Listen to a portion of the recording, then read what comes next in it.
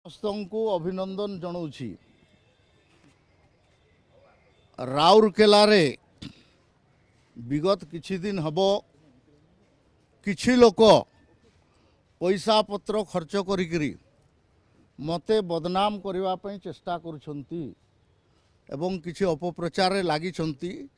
ଭାବୁଛନ୍ତି ଯେ ଜୁଏଲ ଓରାମ ଡ୍ରପ୍ ହୋଇଗଲେ ବୋଧେ କେନ୍ଦ୍ର ମନ୍ତ୍ରିମଣ୍ଡଳରେ ତାଙ୍କୁ ସ୍ଥାନ ମିଳିଯିବ। ଏ ପ୍ରକାର କିଛି ଲୋକ ଚେଷ୍ଟା କରୁଛନ୍ତି, କିନ୍ତୁ ମୁଁ ଏ ପାର୍ଟିକୁ ରକ୍ତ ମାଂସ ଦେଇକରି ବନେଇଛି, ଏ ପାର୍ଟିକୁ ଚିହ୍ନିଛି, ଆଉ ପାର୍ଟି ମୋତେ ଯେତିକି ସ୍ଥାନ ଦେଇଛି ସେଟା ଯଥେଷ୍ଟ ଅଛି। मोर रेपुटेशन बाबद कहीं जदि हाथ लगेबे से हाथ को काटिकी फिंगी देवार ताकत मु रखुची।